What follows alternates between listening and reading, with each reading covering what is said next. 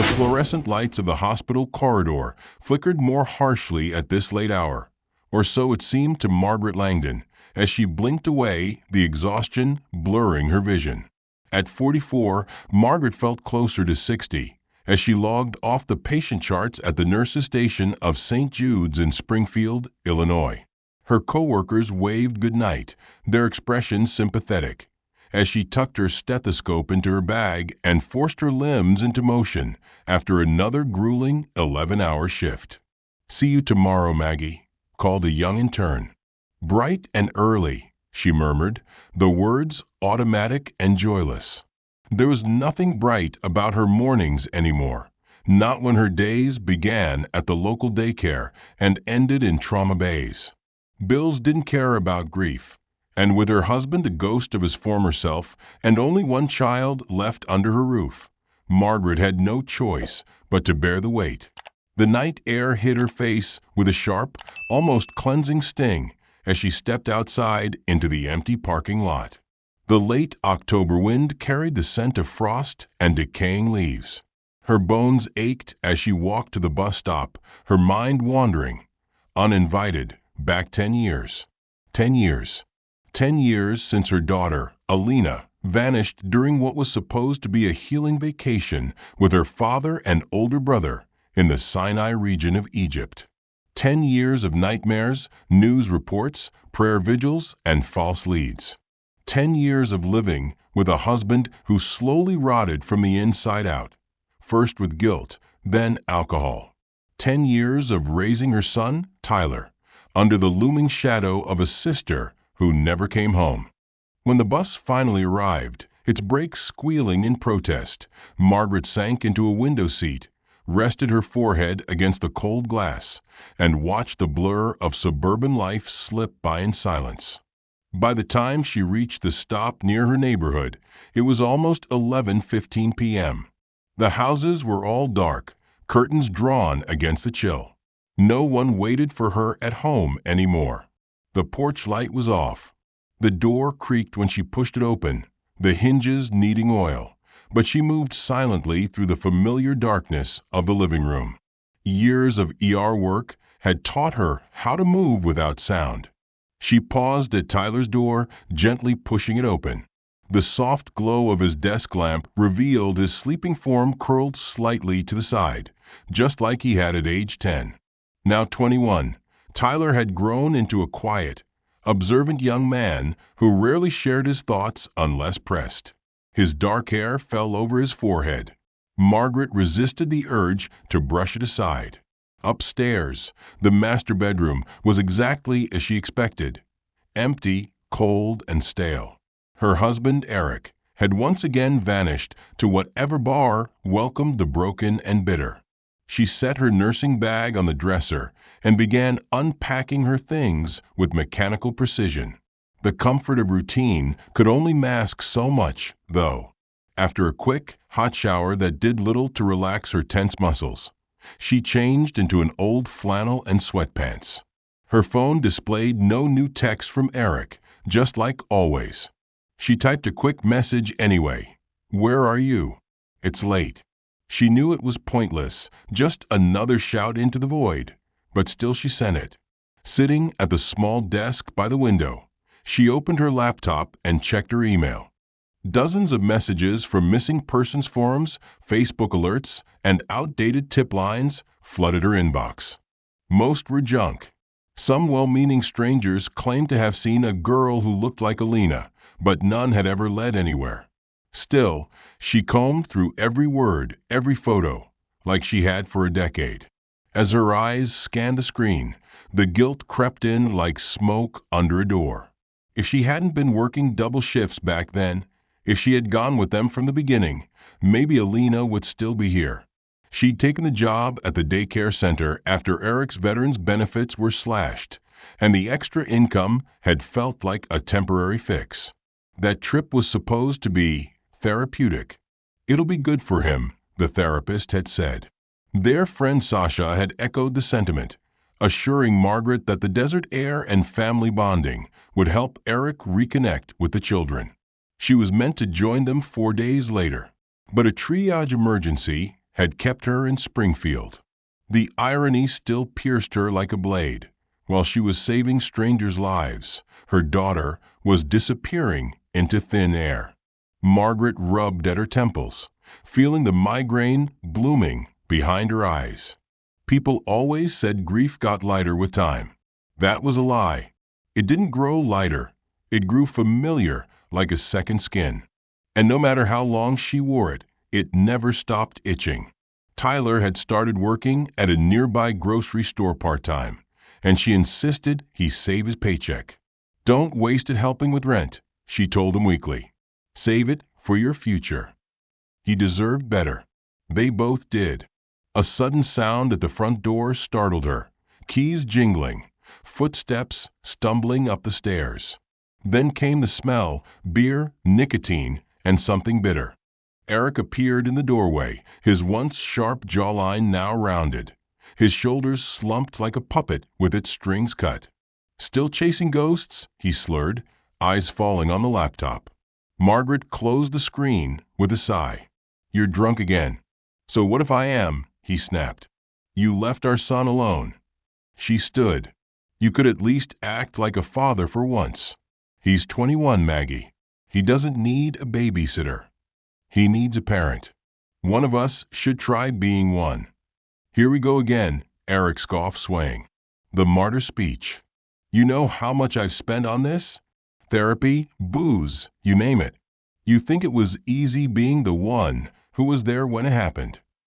Margaret's voice rose. "You were supposed to watch her. What happened that night?" Eric's face twisted with rage. "She left the hotel, Maggie. She just vanished. Don't you dare pin this all on me." The shouting intensified, years of resentment igniting into violent sparks. When Eric grabbed her wrist, tight enough to bruise, Margaret didn't flinch. She simply stared at him. "Let go." His jaw clenched. "You will show me some damn respect." Her voice turned cold. "You don't deserve it."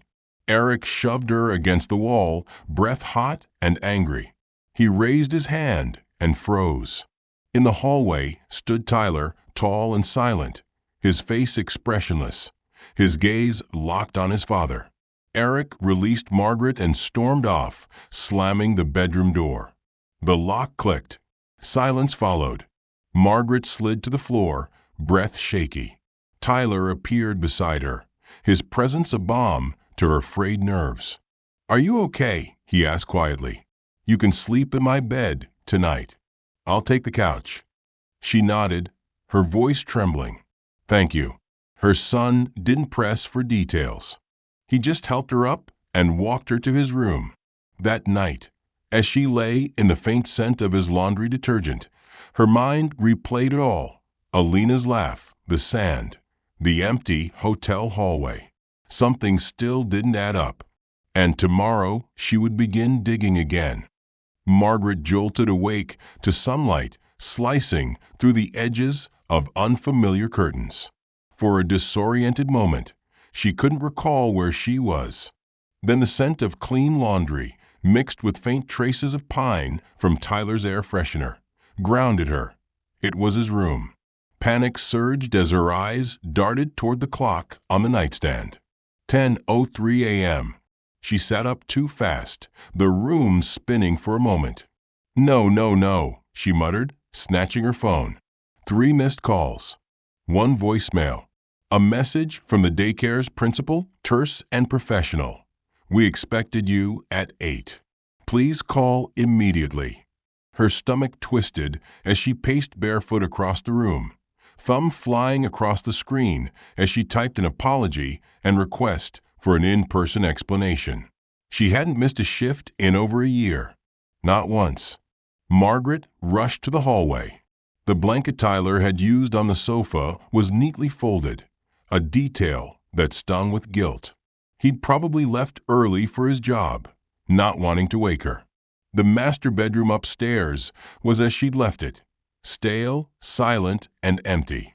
No sign of Eric, just that lingering odor of sweat and cheap liquor clinging to the furniture. She dressed quickly, skipping her usual shower, and headed for the bus. Springfield was no friend to pedestrians in a hurry, and Margaret caught herself muttering prayers under her breath for the bus to arrive. When she finally reached the daycare, Principal Johansson was locking the front gate. His expression was neither angry nor warm, just weary. "Margaret," he greeted her flatly. "You all right?" She nodded breathlessly. "I'm so sorry. There was something urgent last night. I should have called." "I know. It won't happen again." He didn't interrupt, just watched her with tired eyes, then nodded slowly. "Come inside. Let's talk." Inside the front office, surrounded by cartoon posters and crayon drawings taped to the walls, Margaret explained the situation in vague terms: domestic stress, fatigue, a medication mishap. Principal Johansson listened, then exhaled through his nose. "You work evenings at the hospital, mornings here, and I hear you pick up restaurant shifts on weekends?" She nodded. "I'm doing what I can to stay afloat." "I understand," he said, "and I appreciate your dedication, I really do. But Margaret, it's only a matter of time before something gives." She felt a lump form in her throat, but kept her voice steady. "It won't again." He didn't press. "Take today off. Rest. Think about your schedule. These kids need someone fully present." Margaret left the building with a strange sensation, guilt mingled with a rare sliver of freedom. She had hours before her hospital shift. For once, she could do something spontaneous, something kind. She texted Tyler, "Lunch? My treat. I'm in town." No response yet, but she made her way toward the supermarket where he worked, deciding she'd surprise him. The walk was brisk and quiet, the autumn wind rustling dried leaves at her feet. She cut through a series of alleys to save time. Halfway down one of the narrower alleys, she froze. A cluster of figures stood ahead, partially hidden by the shadows between two shuttered storefronts. A blonde woman in skimpy clothes leaned against the wall, arms crossed. Beside her, a tall man in a black hoodie with bright yellow sneakers gestured animatedly. Two other men, dressed in matching leather jackets and dark sunglasses, flanked them. Something about their posture, the casual vigilance, the glances cast toward the street, put Margaret on edge. It looked like a transaction. Drugs, maybe. Or something worse. She squinted at the man in the yellow shoes. He seemed familiar. Her gut tightened. She couldn't see his face, but those shoes, she knew them. Had seen them somewhere. Recently. Her brain scrambled for context. She tried to retreat quietly, but one of the men spotted her. "Hey," he barked. "What are you looking at, lady?" The sudden hostility sent a jolt of adrenaline through her. Margaret spun on her heel and walked quickly toward the main street, heart thundering. Her nurse's instincts told her not to engage. No one looked in danger, but she couldn't shake the sensation that something was very wrong. Back in the sunlight, her hands trembled slightly. She ducked into a corner bakery, pretending to browse pastries while her pulse slowed.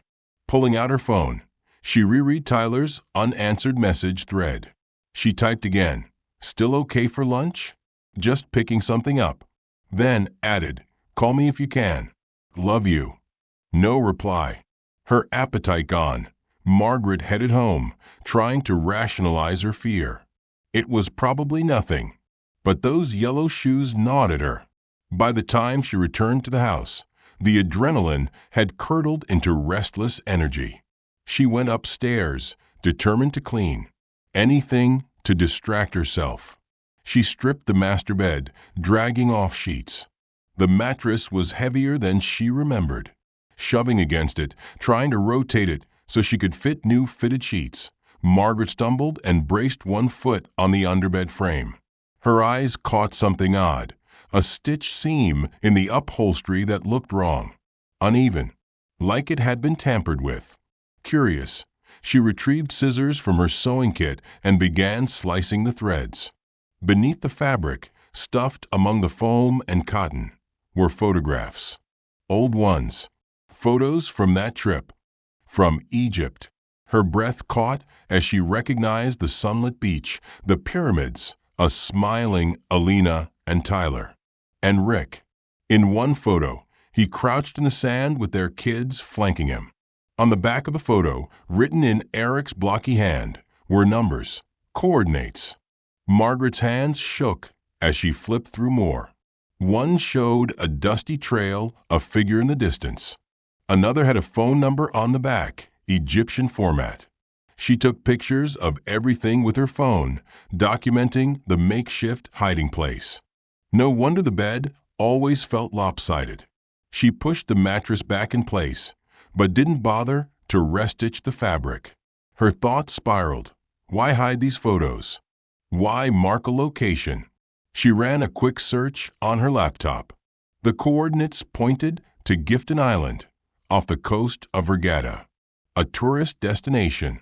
The beach from the photos matched one on the travel site.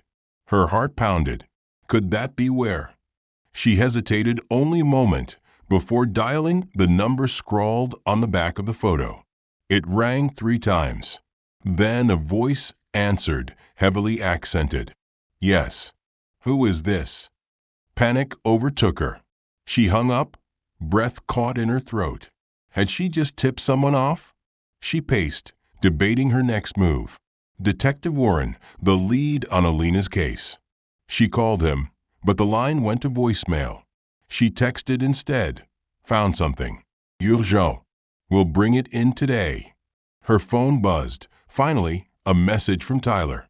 I'm on break in 1 hour. Meet you outside the store. Margaret replied quickly. Yes. Need to tell you something. Be safe. She gathered the photos, tucking them into her handbag. The decision was made.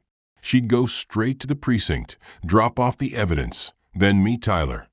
But just as she reached the end of her block, a familiar figure emerged from the rusty lantern bar, Eric. And he looked angry. His bloodshot eyes scanned the street, locking onto her. Margaret, he said, stepping forward. What are you doing out? Her fingers gripped her handbag tighter. She smiled thinly. Just meeting Tyler. Lunch. His eyes narrowed. You sure about that? She nodded, backing away slightly. I'm late.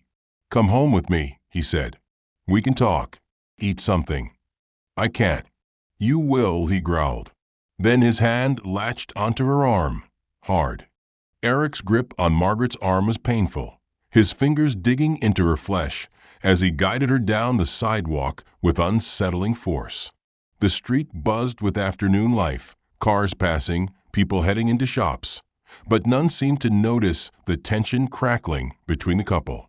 Margaret contemplated screaming or resisting, but she knew better. To the outside world, it probably looked like a stubborn husband insisting his wife come home. No one would intervene, not unless things turned violent.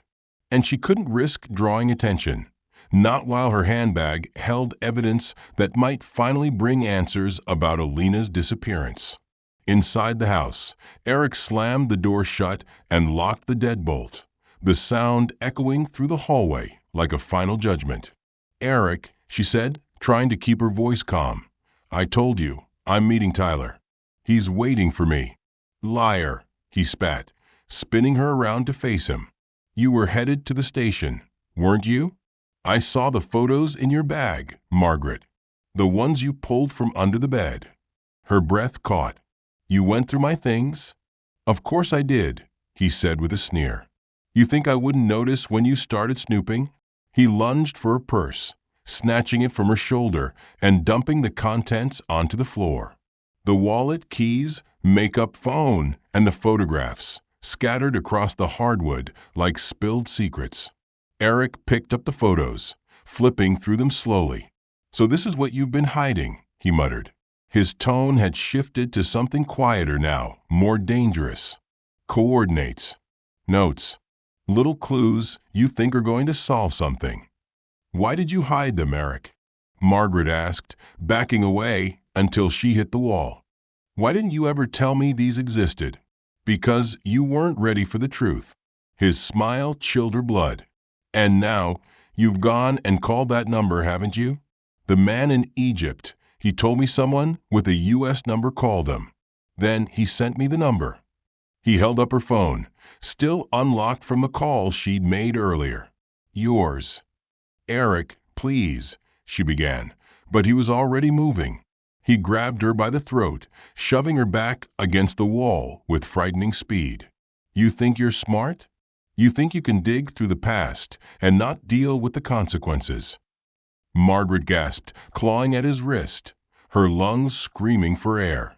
You're my wife, he hissed. You owe me loyalty. Her vision blurred. Just as suddenly, he let go.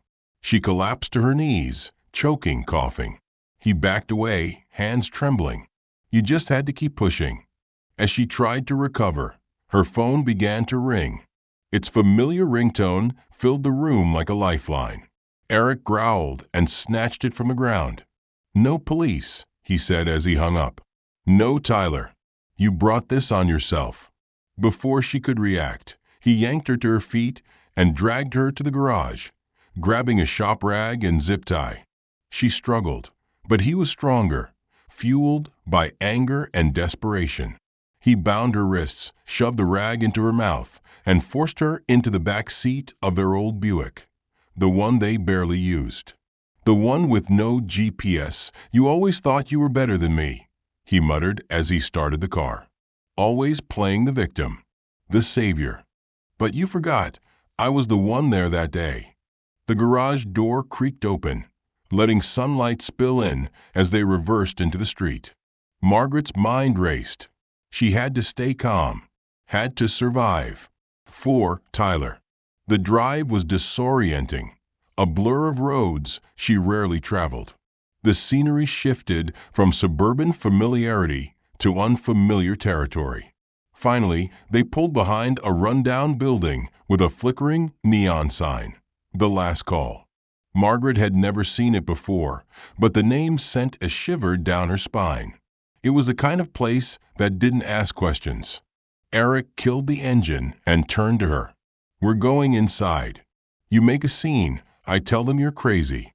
A wife off her meds. They'll believe me. Decorated veteran, long-suffering husband. You're just a hysterical woman who couldn't let go.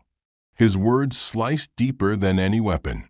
She had spent years defending him, through his PTSD, through the alcohol, the breakdowns. And now she knew.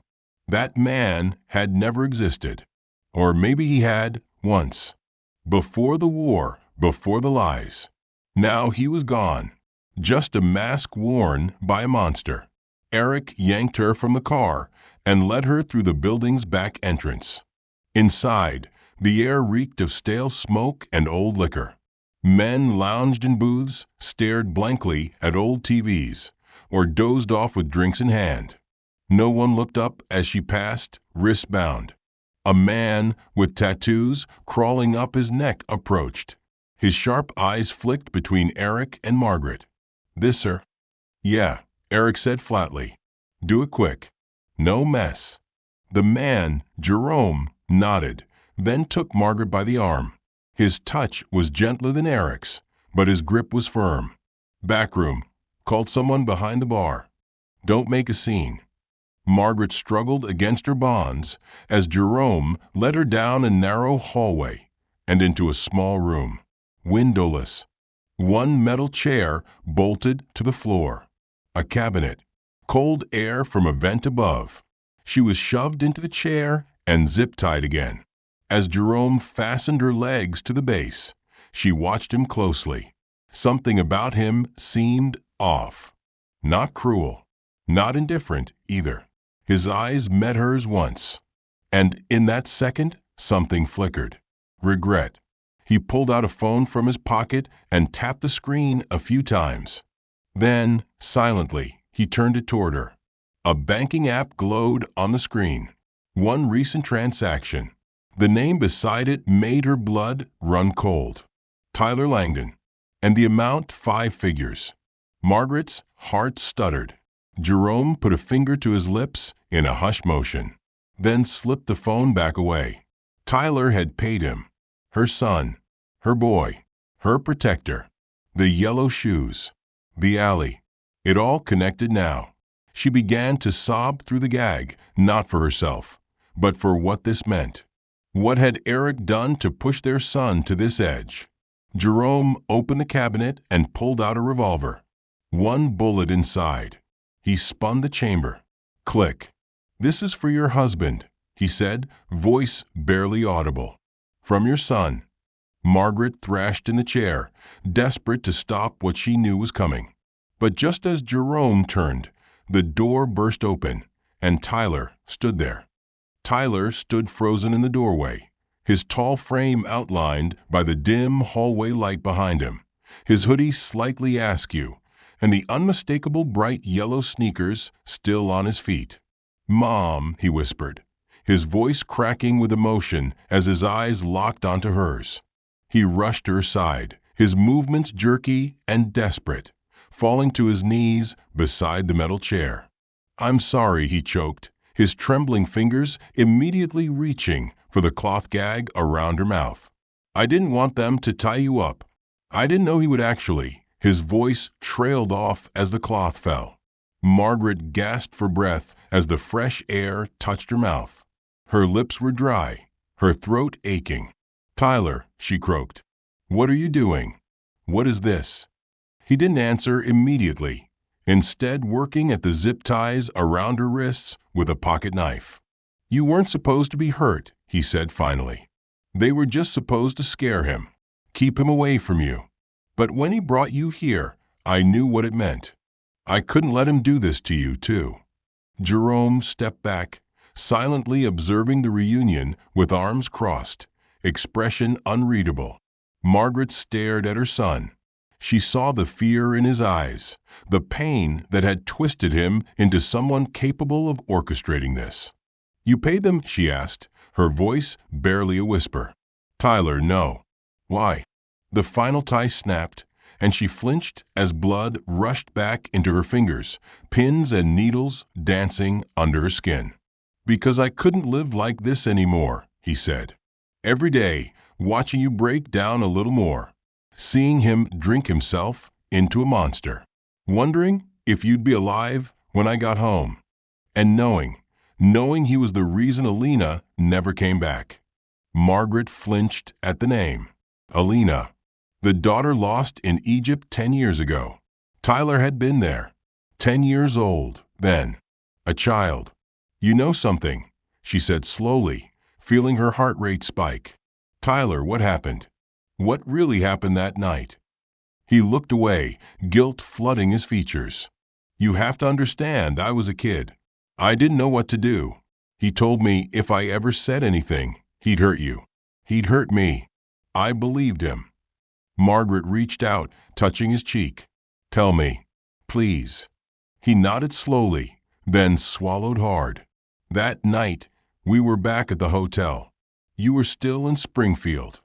He went down to the bar, said he needed a drink to celebrate our beach day. Alina and I stayed in the room.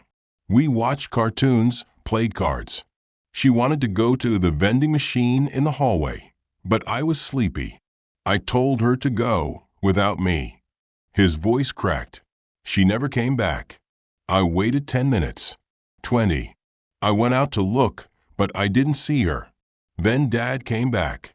Alone. He told me she ran off. But his clothes were dirty. His shirt had a stain. I asked him where he'd been. He hit me." Tears rolled down his face. "He said if I told anyone, he'd make me disappear, too. And I believed him, Mom. I really did.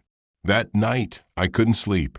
I kept hearing her voice, but it was just the air conditioning."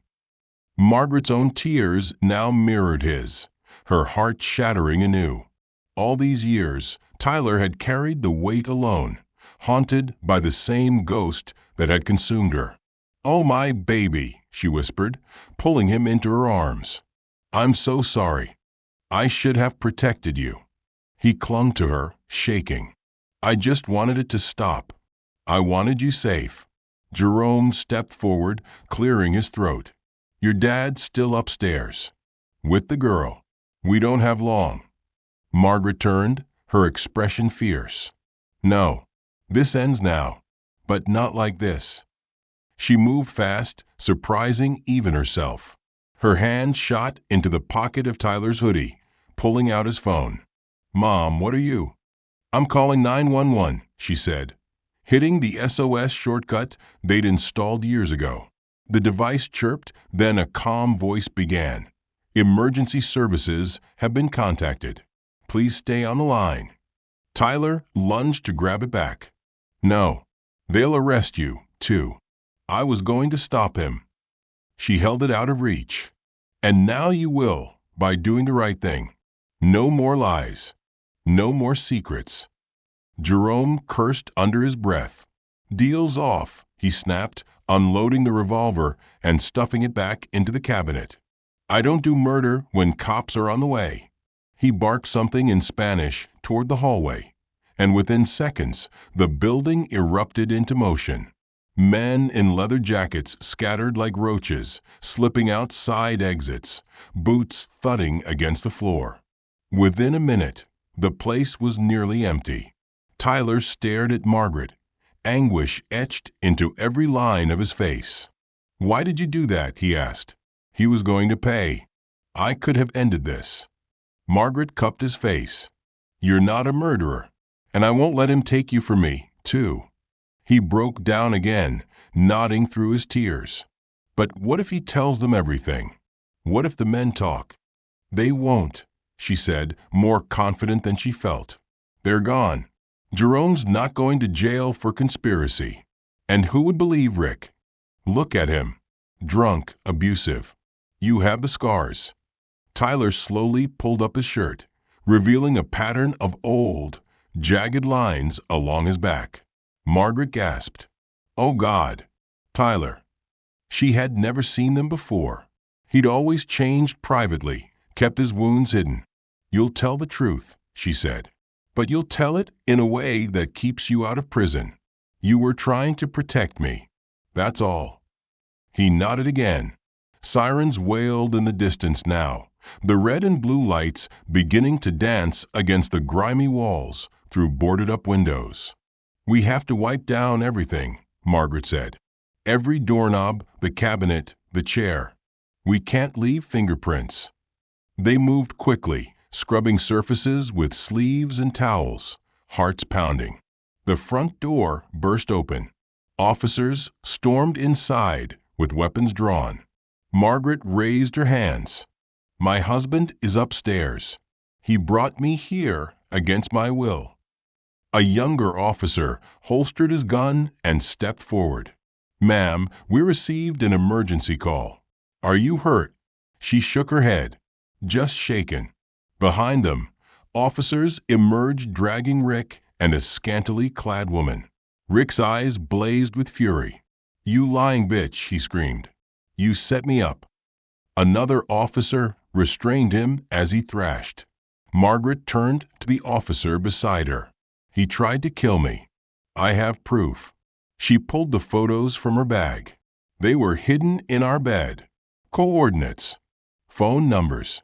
From Egypt. From the trip where my daughter disappeared. The officer nodded, taking them into evidence. Tyler stepped forward, voice firm. I was there. I was 10. My father murdered my sister. He's been threatening us ever since. The officers stilled. Tyler lifted his shirt again, showing the scars. He did this. Margaret reached for him, pride and devastation warring in her chest. You're brave, she said. You're doing the right thing. Rick was shoved into a squad car, still spitting venom. This isn't over, he shouted. I'll burn you all down. Margaret watched him go, her face unreadable. For the first time in 10 years, the truth was finally emerging from the shadows. And though she had no idea what came next, investigations, trials, therapy, she knew one thing with absolute clarity. Tyler was no longer alone, and neither was she. The police station was cold and sterile, its gray-tiled floors reflecting the sterile glow of fluorescent lights. Margaret sat alone in the interview room, her fingers trembling as she clutched a styrofoam cup of lukewarm coffee. Across the table sat Detective Sean Mercer, the officer who had been assigned to Alina's case a decade ago. He looked older now, more lined and weary, but his voice remained steady as he opened a worn manila folder. "Mrs. Langdon," he said with gravity, "I apologize for missing your earlier call. Please tell me everything, start to finish. Don't leave anything out." Margaret took a breath, nodded, and began. She told him about finding the photos hidden in the underbed, the coordinates on the back, the Egyptian number, the impulse to call it. She described Rick's reaction when he realized she had discovered the photos, the abduction, the threats, the garage, the bar, the men, the intent to silence her permanently. "I believe he killed her," she whispered, her voice cracking. "I think Alina is buried on that island, and that someone was paid to keep that secret buried with her." Mercer jotted notes silently, his face unreadable. "We'll verify the coordinates immediately." He held up the photos in a plastic evidence sleeve. "And the number. Our cyber division can trace it, possibly even link it to a name." He leaned forward, tone lower. "But what I need to know now is how your son knew where you were. And if your husband had paid those men to kill you, why didn't they go through with it before we arrived?" Margaret hesitated, her hands tightening around the coffee cup. She had rehearsed the answer in her mind. "Tyler and I were supposed to have lunch. He called me, but I couldn't answer. He must have suspected something when I didn't show up. We've had a family tracking app on our phones since Alina disappeared. We rarely use it anymore, but it was still active." She looked him in the eye. "He used it. That's how he found me." Mercer paused, then nodded slowly, his fingers tapping the folder. "That makes sense. But if there's anything else, anything you haven't told me, it's best we get it all out now." Before she could reply, a knock sounded at the door. Another detective entered, carrying a tablet, his expression serious. "Sir, you're going to want to see this." Mercer took the tablet, read the screen, then looked back at Margaret. "Your son just confessed." The words landed like stones in her chest. "He told us everything. He knew his father was paying those men, at first for prostitutes, but possibly also as a contingency if you ever found out the truth. Tyler paid them more, without Rick knowing. He asked them to kill Rick while he was distracted.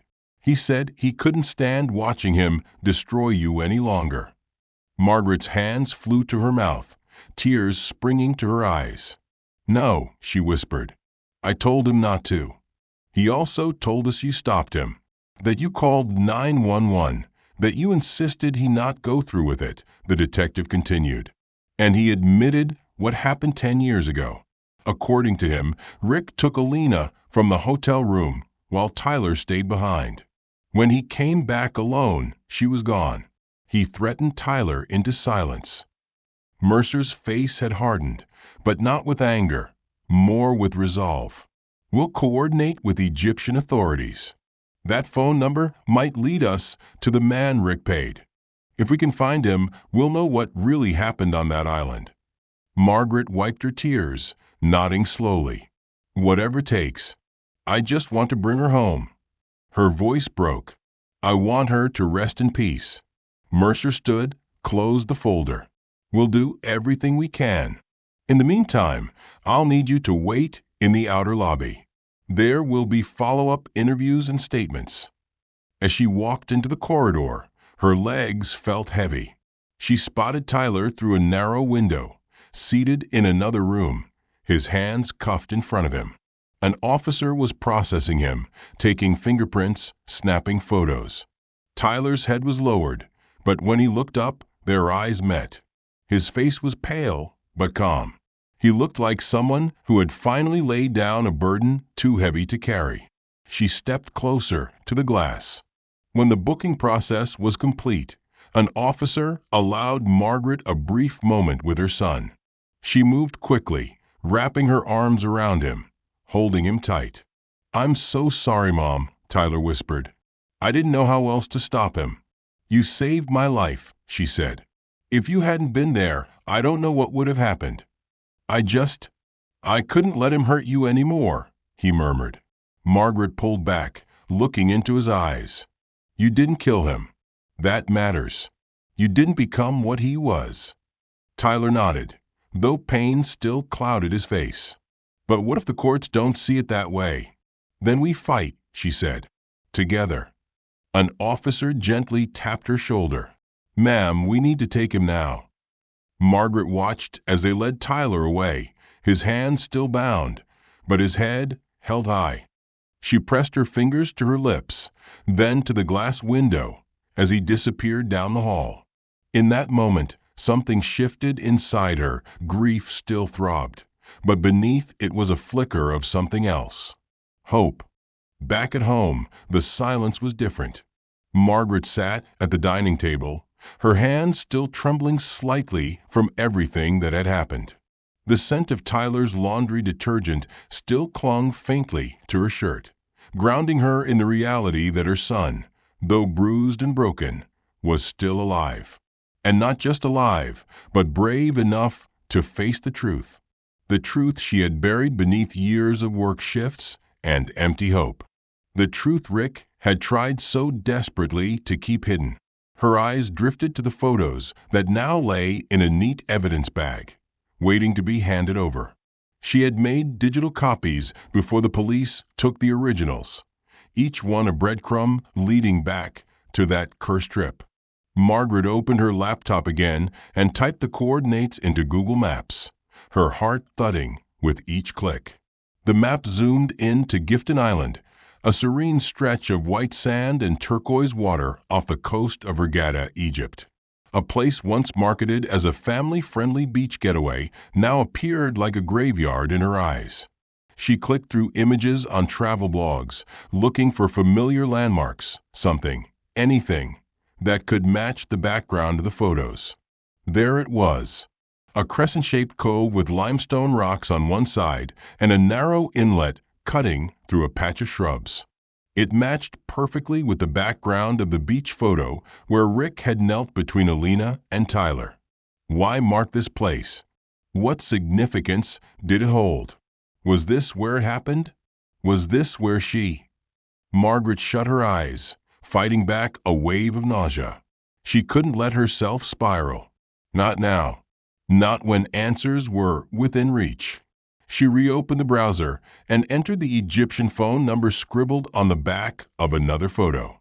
She debated for several seconds. Calling once had already rattled someone, but maybe if she could trace it, find a name, something concrete. She searched on international number databases, checked old travel forums, even dug through Reddit threads about Egyptian scams and black market contacts. Nothing definitive. Then she had an idea. She logged into her social media, found a missing persons forum focused on international disappearances, and posted a simple message. "Does anyone recognize this number? Connected to someone who worked at Gifton Island Beach Resorts around 2013. Urgent. Please DM." It was a long shot, but long shots had become her specialty. An hour passed. 2. She refreshed compulsively. Just as she was about to shut the laptop, a notification blinked. New message. From an account with only one profile photo. A group of men in diving suits. She clicked. The message was simple. That number belongs to a man named Mar. Used to work as a beach guide on Gifton. Known to handle discreet problems for tourists. Not someone you want to mess with. Be careful. Margaret's mouth went dry. Mar.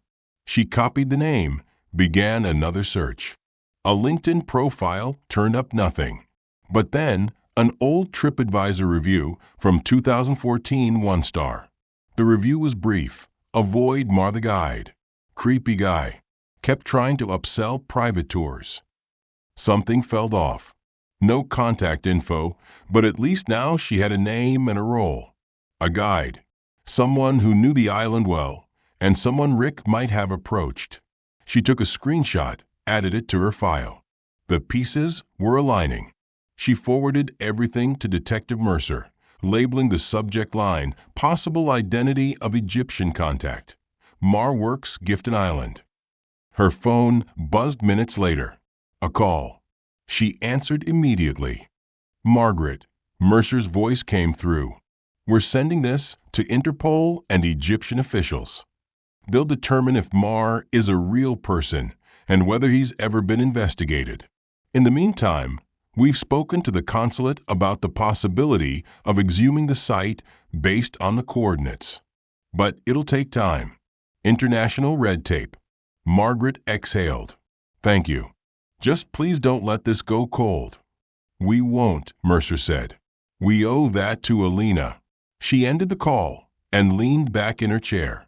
The weight of 10 years didn't feel lifted, but it had shifted. Now she carried knowledge, a direction, not just questions swirling in a void. That night, she couldn't sleep. She walked through the house, stopping by Tyler's room, still untouched since the day before. His school books sat on the desk, a half-folded hoodie draped over the chair. Photos of him and Alina were tacked to the corkboard. In one, they stood at a zoo, both holding ice cream cones, grinning. Alina's hair was braided to the side, a purple clip holding it in place. Margaret touched the frame lightly. I'm going to find you, she whispered, no matter what. Downstairs, she curled on the couch with a blanket, unable to return to her bedroom. Not yet. Not while his scent lingered. Her dreams were fragmented. Desert sands blending with screams, boats rocking in the surf, a little girl calling her name. She woke with a start just past 4 a.m., drenched in sweat, her throat dry. The house was silent. No messages from Mercer. No news. She waited until dawn broke, then began making calls. Lawyers, counselors, support groups. Tyler would need someone to defend him. A professional. Someone who understood what abuse did to children. Who could explain to a jury that a boy raised in fear, who carried a sister's disappearance on his shoulders for a decade, was not a criminal. She compiled a folder of medical records, photos of bruises, school reports with comments about withdrawn behavior. Patterns that no one had seen clearly before. Not even her. By late afternoon, Mercer called again. We have confirmation, he said. Mar is real. He's still in Egypt. He works now at a different resort, but he fits the profile. We're filing an official request for questioning. It'll take days, but it's progress. Margaret closed her eyes. What about the island? Interpol flagged the coordinates. Egyptian authorities agreed to a limited dig near that cove. We've got ground-penetrating radar en route. Margaret's heart stopped. She sat down slowly. So you think you might find her? Mercer hesitated. We don't know. It might be nothing. But if anything's buried there, we'll find it. She nodded slowly, tears welling again. She thanked him, voice cracking, then hung up. That evening, she visited Tyler in county jail. He looked older already, grayer in the eyes. But when he saw her, something lit in his face. You came, he whispered. Always, she said. And I have news. She told him everything. Mar. The island. The dig. As she spoke, Tyler's hands clenched, but not in fear. In resolve. She deserves justice, he said. And so do you, Margaret replied. And so do you. 3 days after Margaret's last visit with Tyler, her phone rang just past 5 a.m., an international number. Her heart lurched. She sat up in bed, instantly awake, fumbling to accept the call. Hello, she answered, voice rough with sleep. On the other end, Detective Mercer's voice came through, crackly but urgent. Margaret, I'm calling from Regatta. They found something. The words sent a chill through her. On the island? She asked, barely able to breathe. Yes, he replied. The team began their preliminary dig late yesterday afternoon. About 3 feet beneath the sand near the cove, the one from the photograph. You were right. There were remnants of clothing, bone fragments, and something else. Margaret's hand flew to her mouth. They found Isidore. It's too soon to say with certainty, Mercer said gently. We've taken samples. The remains will be flown to Cairo for forensic testing and DNA confirmation. But the clothing, Margaret, it matches what Alina was last seen wearing. A small lavender top with a butterfly emblem on the collar. And the size corresponds to a child her age. Margaret's vision blurred as tears welled. Her fingers clenched around the phone. I need a moment, she whispered, fighting to stay upright. She heard Mercer pause, giving her space. After several long breaths, she found her voice again. What else did they find? A small bracelet, Mercer said. Silver with purple beads. Broken in the sand. It matches the one described in your original missing persons report. Your son mentioned she never took it off. Margaret's shoulders trembled as grief rose inside her like a flood. 10 years of searching, of wondering, of hoping beyond reason. And now finally a place. A resting ground. Thank you, she choked out. Please let me know as soon as the DNA confirms. You'll be the first to know, he promised. Later that day, she stood in Tyler's courtroom hearing, her hands clutching a folder of evidence and testimonials. Tyler was brought in from a holding cell, wearing the standard orange jumpsuit, his wrist shackled. When he saw her seated there, his face softened for the first time in days. The public defender had warned her. This hearing would determine whether his case proceeded to trial or whether a plea could be considered. Margaret had prepared her statement with trembling hands, stayed up all night to write it. Now she stood before the judge, her voice quivering but clear. My son is not a danger to society, she said. He is the result of a decade-long trauma, inflicted by the man who should have protected him.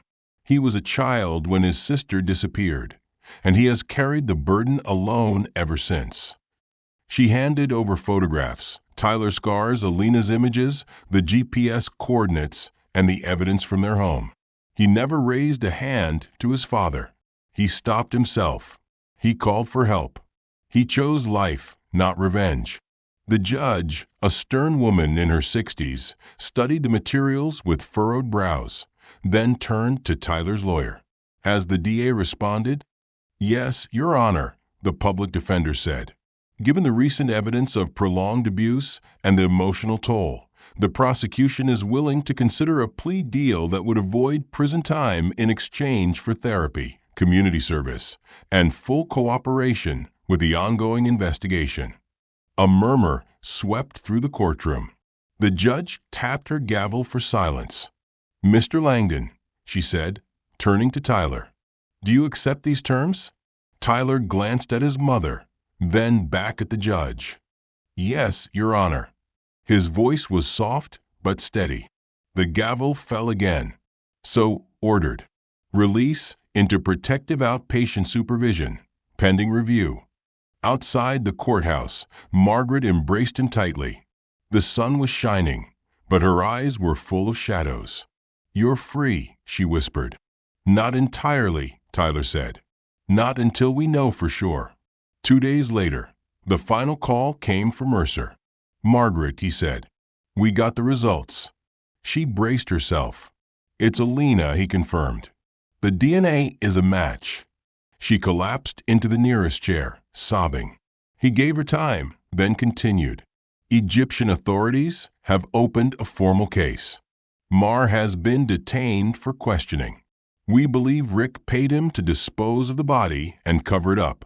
He admitted to receiving money from an American tourist in 2013 for a discreet cleanup on Gifton Island.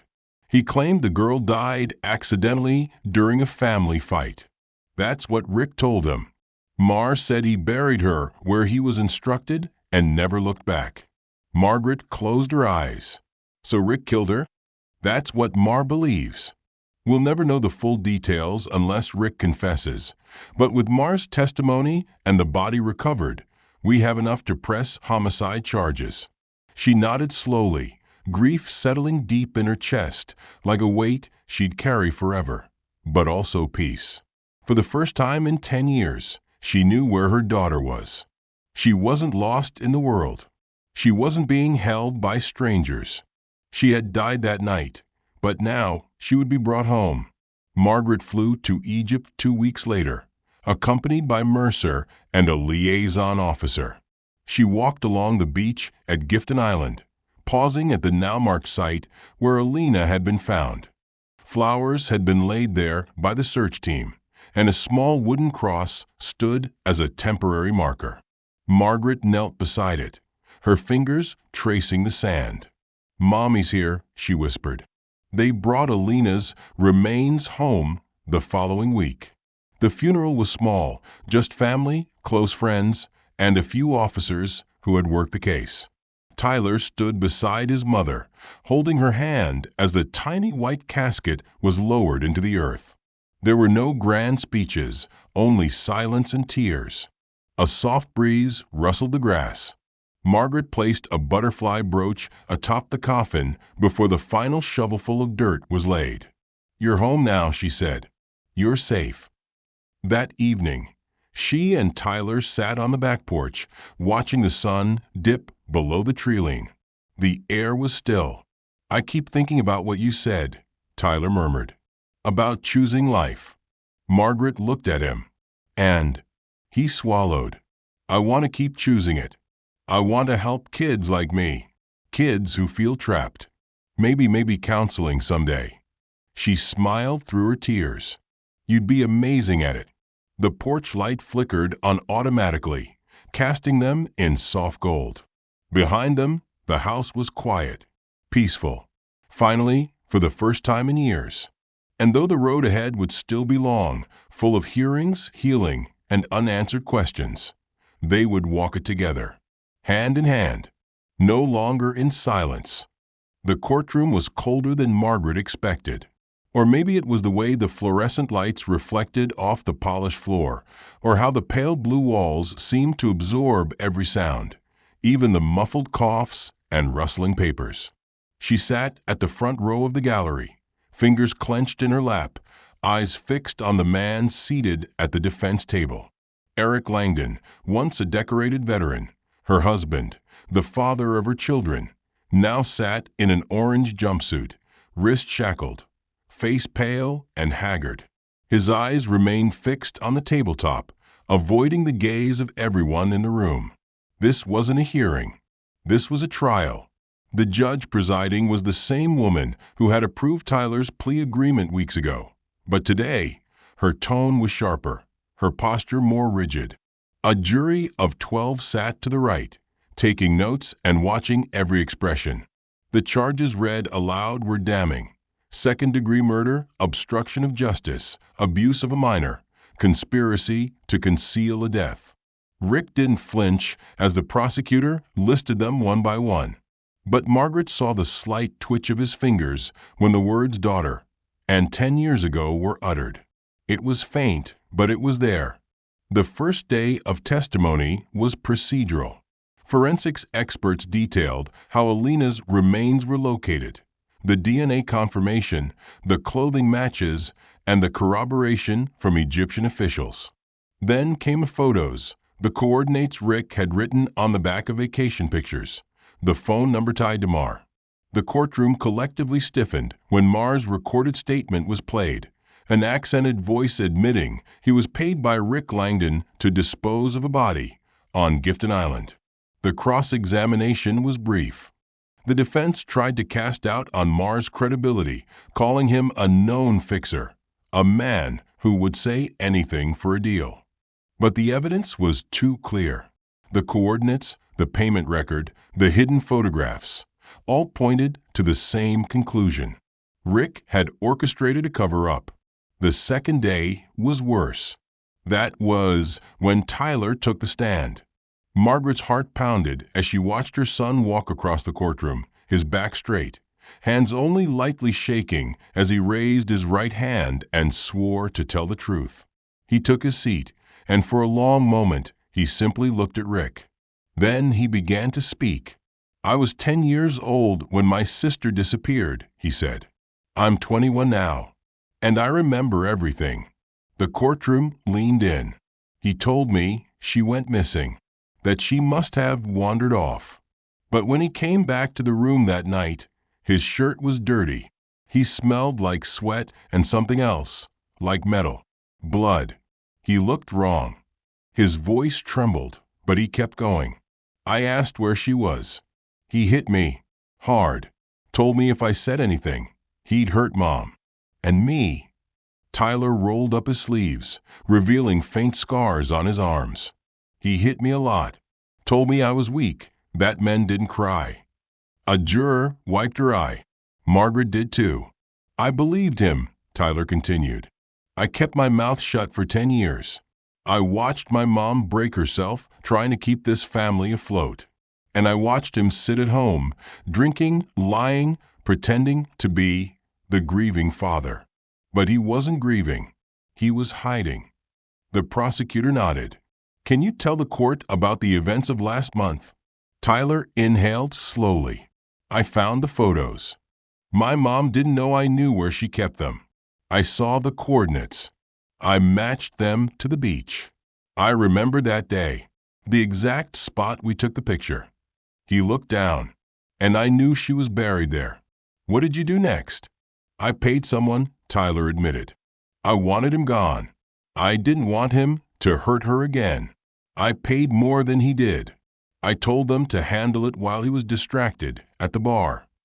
He looked at Margaret now. "But she found out. She stopped me. She called the police. She saved me from becoming like him." The courtroom was still. The defense attorney stood, face unreadable. "Mr. Langdon," he said, "you admit to hiring someone to kill your father. Is that correct?" "Yes," Tyler said, "but I didn't go through with it. I changed my mind. My mom made me see there was another way." The judge interrupted. "Let the record show that Mr. Tyler Langdon is under a separate plea agreement and is not currently on trial. Focus your questioning, counsel." The defense attorney nodded, flipping through his notes. "Do you love your father?" Tyler paused. "I love the idea of him," he said finally. "The man he used to be. The soldier. The dad who taught me how to ride a bike. But that man died a long time ago." He stepped down.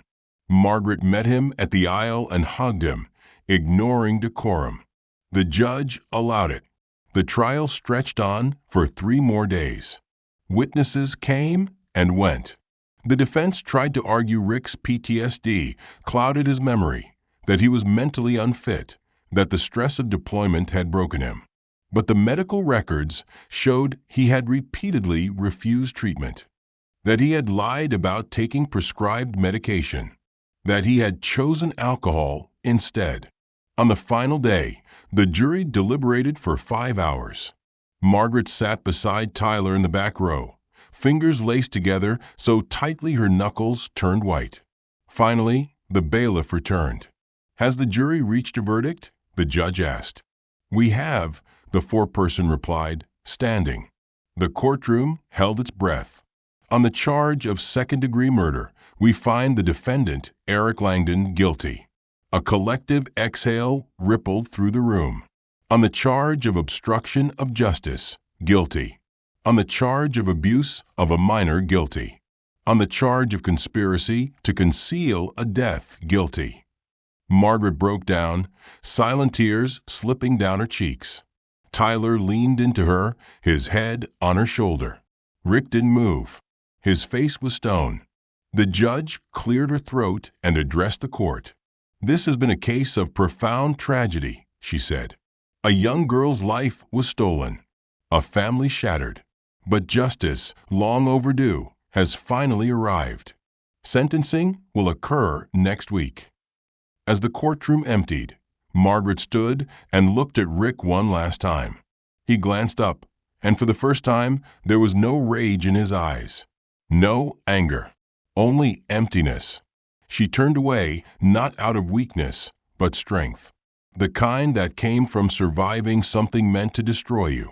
Outside, the sun was setting, casting golden light on the steps of the courthouse. Margaret exhaled. The darkness had spoken, but the light had finally answered. The courtroom was packed once again, though today there was no jury. The sentencing hearing was a more subdued affair, but the tension hung just as heavy in the air. Margaret sat beside Tyler in the front row, her hands folded tightly in her lap, her jaw clenched as the judge entered and called the proceedings to order. Eric Langdon stood before the bench, his posture slouched, his expression unreadable. This was the day justice would be finalized, not just for Alina, but for the years of silence, manipulation, and pain that had infected their home like a slow-moving rot. The prosecutor rose first, his voice calm but resolute. Your Honor, the state recommends the maximum penalty.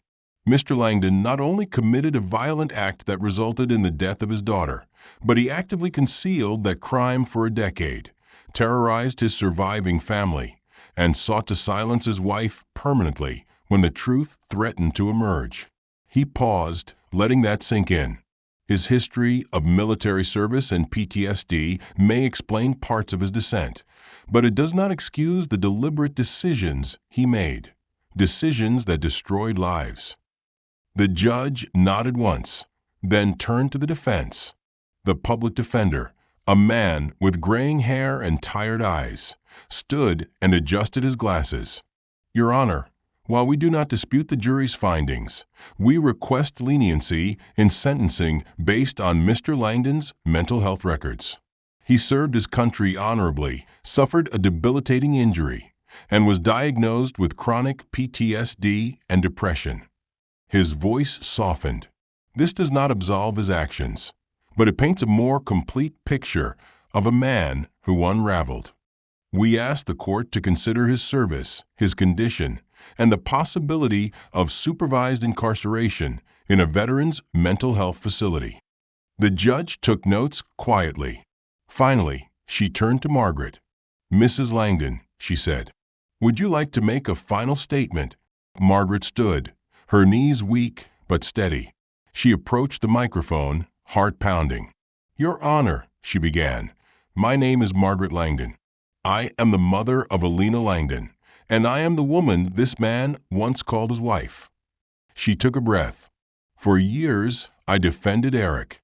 I made excuses. I told myself that the war had changed him, that he was sick and needed support. But what I didn't see, or refused to see, was that he was also dangerous. She turned briefly toward Rick, who stared at the floor. He hurt our son. He killed our daughter. And when I got close to the truth, he tried to erase me, too. My son has scars, visible and invisible, that will never fully heal. I can never bring my daughter back. But today, I ask that this court give us peace, not revenge, not cruelty, but closure. She looked back at the judge. I ask for the maximum sentence because we deserve the safety of knowing he can't hurt us again. She stepped down. Tyler reached for her hand and squeezed. The courtroom fell silent again as the judge prepared her ruling. She looked over her papers, then locked eyes with Rick. Mr. Langdon, she said, you were once a man entrusted with great responsibility, as a soldier, a father, and a husband. And yet, you betrayed the trust in the most profound and irredeemable way. Her voice never wavered. I sentence you to 50 years in state prison without the possibility of parole. You will also undergo mandatory psychiatric evaluation and be barred from contacting your surviving family, directly or indirectly, for the duration of your sentence. The gavel struck. Rick didn't move. He was led out in silence, flanked by 2 officers. For a brief moment, as he passed by Margaret and Tyler, he looked up. His eyes met his son's. Tyler didn't flinch. He stared back, calm, steady, unafraid. And then Rick was gone. The hallway outside the courtroom was brighter than Margaret expected. Reporters gathered at a distance, their cameras down for now, out of respect. A few murmured questions trailed them as they exited, but no one pressed. The story was already written. All that remained now was what came after. Tyler exhaled deeply once they reached the steps. "I thought I'd feel relief," he said, "but I just feel tired." Margaret nodded. "It's not over yet," she said gently, "but it's the beginning of something new." That evening, they sat on the porch again, watching the last pink streaks of sunset fade into twilight. A wind chime jingled softly in the breeze. "Do you think she knows?" Tyler asked after a long silence. "Alina, do you think she knows we found her?" Margaret looked up at the stars just beginning to appear. "I think she always knew we were looking. And now, wherever she is, she knows we kept our promise." The days that followed were quieter, but not easy. Tyler began attending therapy twice a week, working with a counselor who specialized in trauma recovery for abuse survivors. He spoke less at first, then more. Margaret, too, began her own sessions, finally allowing herself to unpack the weight she had carried in silence for so long. The house became less haunted, though Alina's room remained untouched, a soft, sacred space where sunlight filtered through lavender curtains and her drawings still adorned the walls. One afternoon, Tyler left a small bouquet of daisies on her windowsill. "For her," he told his mom. Weeks later, Margaret received a call from Mercer. "I wanted you to know," he said, "Interpol's inquiry into Marr is complete. He's being charged with accessory to homicide. He's cooperating with authorities and may testify in future international cases involving similar cover-ups." Margaret closed her eyes. "Thank you for everything, Detective. We couldn't have done this without you." Mercer hesitated. "Actually, it's us who owe you. You never stopped looking. That makes all the difference." When she hung up, Margaret stared at the family photo on her desk, one of the few that included all four of them, taken years before. They were smiling, carefree, standing beside a sandcastle at a beach.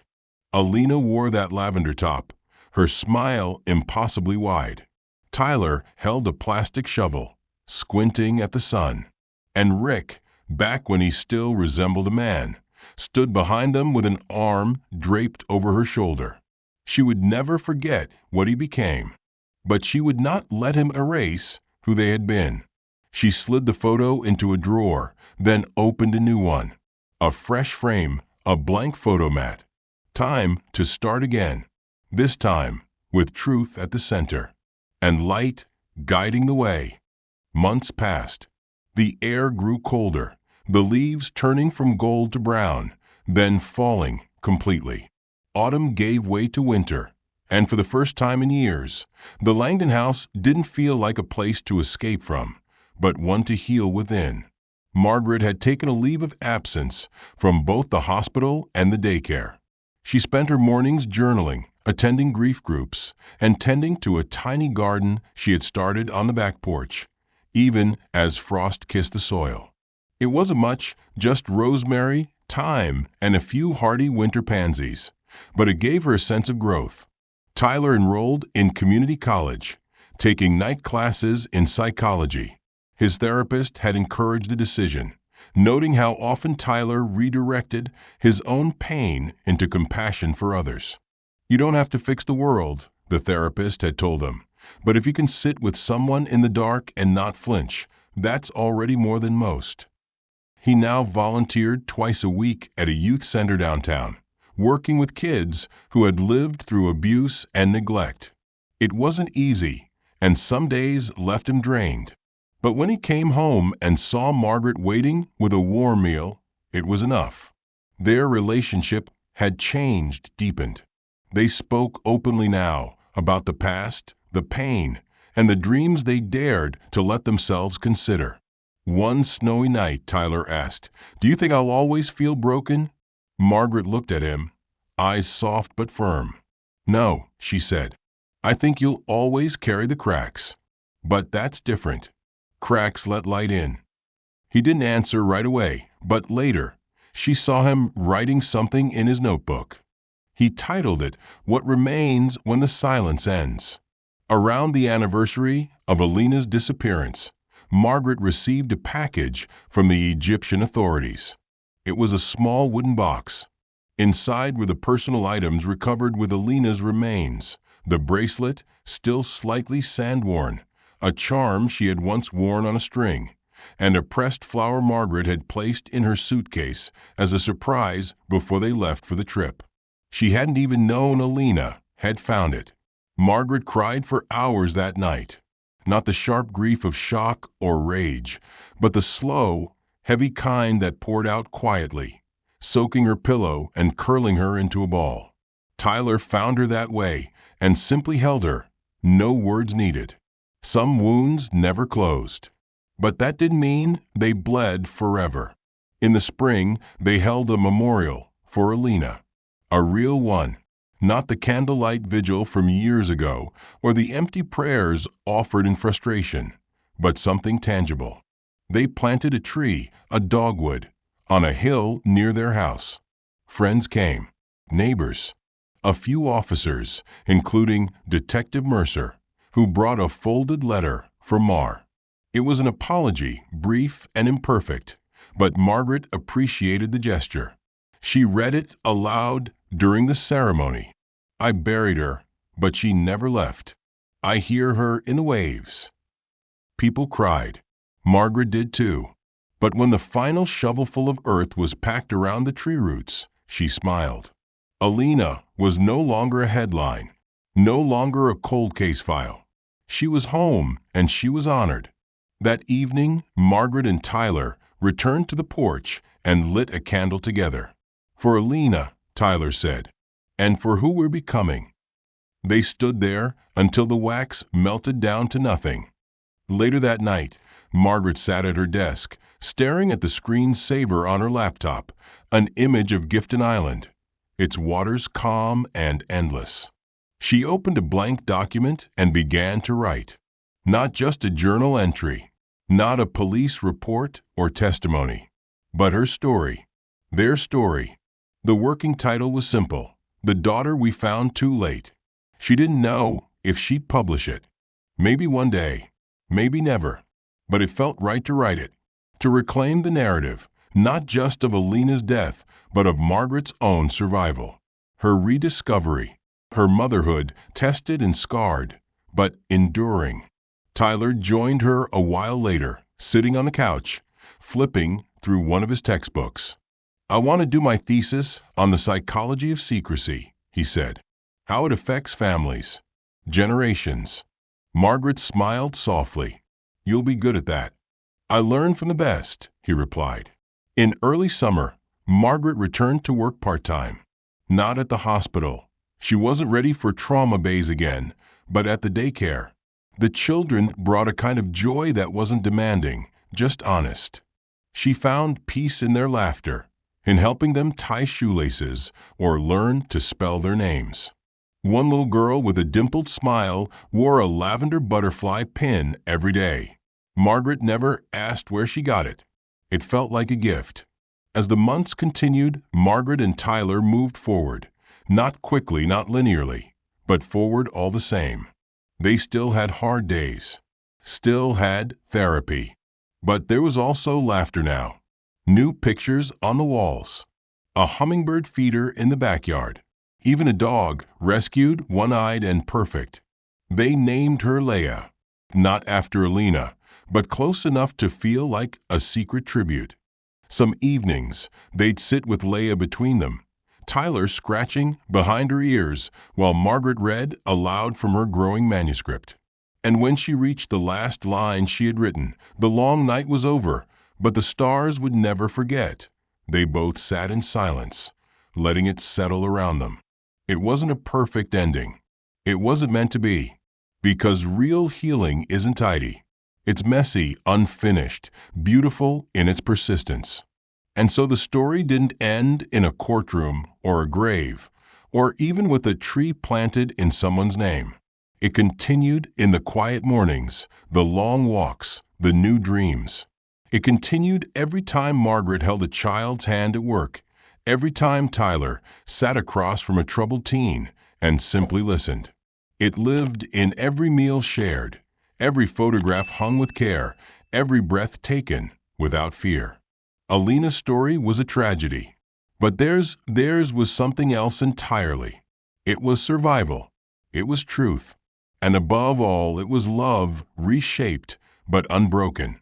If this story moved you even a little, take a moment to subscribe. There's more where this came from. Leave a like to help others find this tale, and drop a comment telling us where in the world you're watching from. And if you believe in healing, in justice, or simply in the power of truth, write "God bless this family" below. Let's turn the comments into something more than just words. Let's turn them into prayers.